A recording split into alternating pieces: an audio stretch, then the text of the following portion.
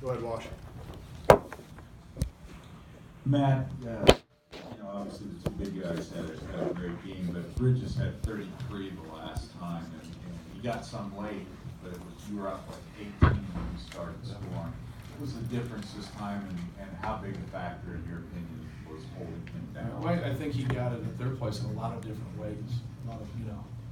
We wanted to do a better job of him, not shooting threes, and obviously he hits 4 threes, but we also wanted to try not to let him get the ball in the post and just try to corral him a little bit. But it's hard to do when, you got guys like Michigan State that can shoot the basketball. It's hard to, give help and stop their perimeter shooters. So it's just, total team effort. I thought, Vince did a good job, while he was on him. And just trying to be there on the catch. I think he also had a couple that, that he made at their place. But just only having 9 attempts, I think it kind of shows a good team effort, on guarding him. He's a great player. He's a very, very talented guy, and he's productive. And anytime you're that big, strong, athletic, and skilled, it's a tough matchup. I understand you always want to get the ball inside, but against this particular opponent, given their situation on the inside, obviously they're down a couple guys all season long. Right. Just how important has it been just to kind of twist that knife on them when they get in foul trouble or whatever else? Well, I think it comes down to us is the decision making. Swanigan, you look at his gaudy numbers, but the best one is the one turnover. When he's getting the ball a lot and he's not turning it over, good things are going to happen, for us. But no, we want to, get the ball inside, against anybody.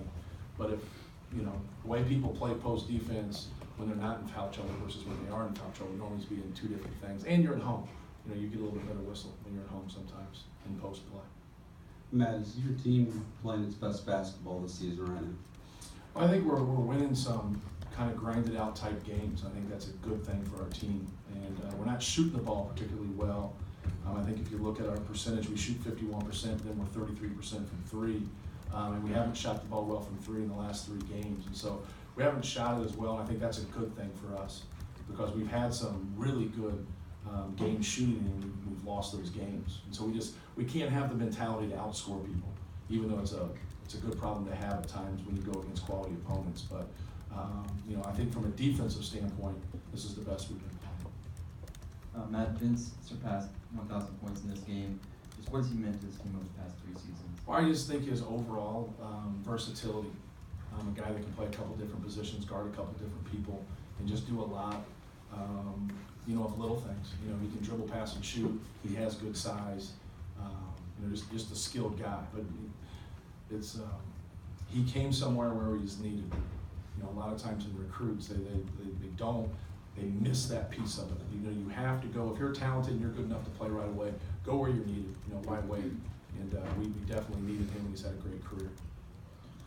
Matt, beyond Miles Bridges, one thing, but a guy like Nick Ward, when you watch him, how does he project? You've coached a lot of big guys right. here, and when you look at his game and seen him a couple times. Well, I think he's great. We really recruited him hard. We put in a lot of time with him. We loved, his hands and his ability to score around the basket.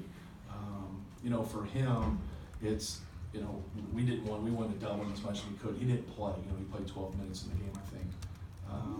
And so he didn't log him in minutes, but we wanted to double him as much as possible. But he's going to be a great player in our league and have a chance to be a professional. It's just the natural.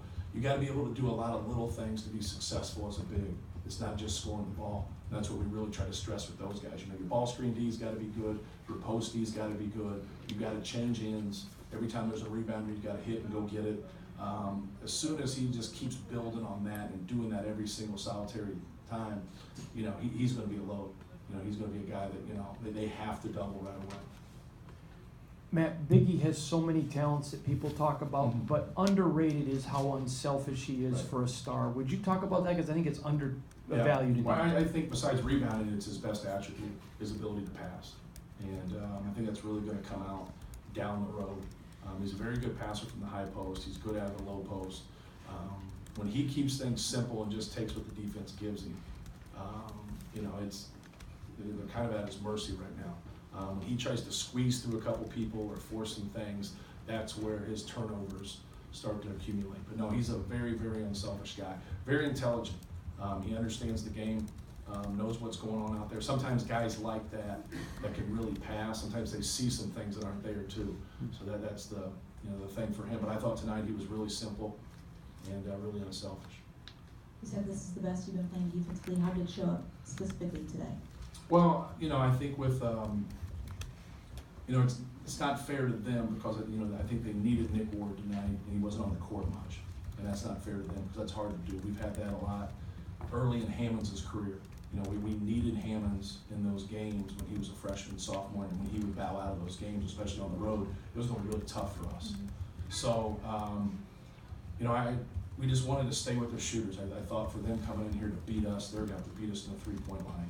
We wanted to stay with those guys. That's why when they got a couple of them early, it was our breakdown. We didn't get on top of a down screen once. We let Alvin Ellis just pull the trigger in transition instead of taking up his space. Another one of Alvin Ellis's, our guys just kind of casual and then lets him shoot it. So that was what we improved on as the game progressed, of just trying to take up their space and trying to get them out of rhythm shooting threes. Following up on the defense, in this 5-game stretch, maybe Maryland be the only exception of a really good defensive performance. Does it mean anything that now it's just kind of coming in succession and it's against different kinds of teams? Yeah, I think that's probably the best thing for us, that you're getting different looks from different people, and then we're having some success on the defensive end. When we've got into some close games, we've been able to get a couple stops late, and that's huge for us. We don't, even though we have good size, we don't have rim protectors, and so when those guys are getting to that point, it's hard for us at times, but not any harder than it is for other people that have the same issue as us. We just have to play good position defense and get them into some contested twos. Are you seeing? I'm sorry. Go ahead, Brian, and then Greg. Are you seeing something more from Isaac these last 2 games? I think he's doing a better job of keeping it simple. He still had some turnovers in the game and a couple